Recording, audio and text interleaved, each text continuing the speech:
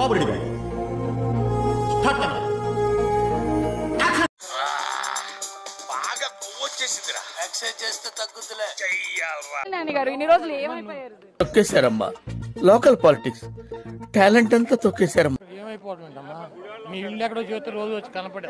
ఓహో, కామెడీ చేస్తున్నావా?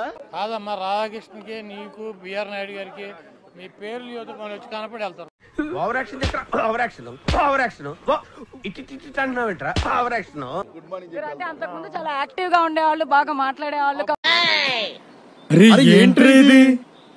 గవర్నమెంట్ ఉన్న యాక్టివ్ గా ఇప్పుడు ఏం చేయాలి? నాకు అర్థం కాలేదు సార్. భయపడుతున్నారా ఇప్పుడు? ఏం మాట్లాడతాడు నువ్వు? ఏం మాట్లాడతాడు? కాదమ్మా, నీ ఉద్యోగం పీకేసిన కూడా యాక్టివ్ గా ఉంటావు, మైక్ పట్టు తిరుగుతావా? ఇప్పుడు నీ ఉద్యోగం పీకేశారనుకో, మైక్ అటు తిరుగుతావా? మా ఉద్యోగం పీకేశారు కదా, ఇప్పుడు ఏం చేయము యాక్టివ్ గా. వంశీ అరెస్ట్ ఎలా చూస్తారు? అరెస్ట్ లాగానే చూస్తున్నామ్మా. నెక్స్ట్ మిమ్మల్ని అరెస్ట్ చేయబోతున్నారు అని కూడా రెడ్ బుక్ లో నెక్స్ట్ మీ పేరే ఉందని కూడా వార్తలు వింటున్నాయి. నేను చూడలేదమ్మా రెడ్ బుక్, మీరు చూసారా? నాకు చూపించలే, మీకు చూపించాడా? చూసారా సార్ డబుల్ యాక్షన్? పార్టీలో అయితే మీరు ఉన్నారు కదా సార్, మరి